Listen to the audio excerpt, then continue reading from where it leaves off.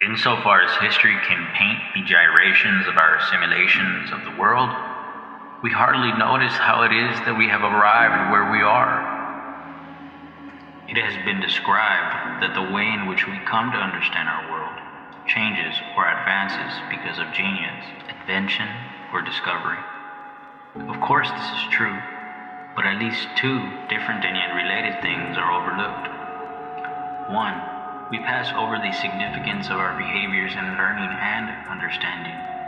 Two, inasmuch as the ordinary person may have an idea regarding philosophy or exploration in general, what is rarely given proper attention is the question. To overlook these actualities can be detrimental to our lives. In the past, I made a conception for myself of justice. It was neutral in the sense that there were no winners or losers, no particular outcome favoritism, only that things happened or happened. And really, those things that happen can and do happen to any one of us. If it is bad or if it is good, it is just.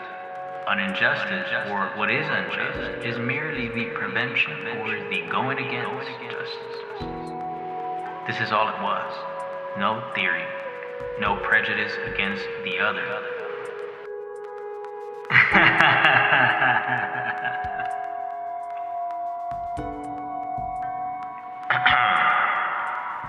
You see, we all have in us a desire to understand. Right? It is that very curiosity that promotes you from intellectual to rational consciousness. A much fuller unfolding of the very same motive. That desire to understand. Once you reach understanding, you get a hankering for understanding correctly. In other words, the objective of clarity, once an intelligible is reached, fashions itself into the intention of the right intelligible, of the true, and in and out truth of reality. Eventually, the hope of the intelligible, the true, becomes the end of the good. There arises a question of value, of that which is worthwhile, when the already acting and moving specimen confronts the world out there and attends to its own acting in it. I'm sorry. We really cannot talk about what happens in the most elementary or basic moment of consciousness.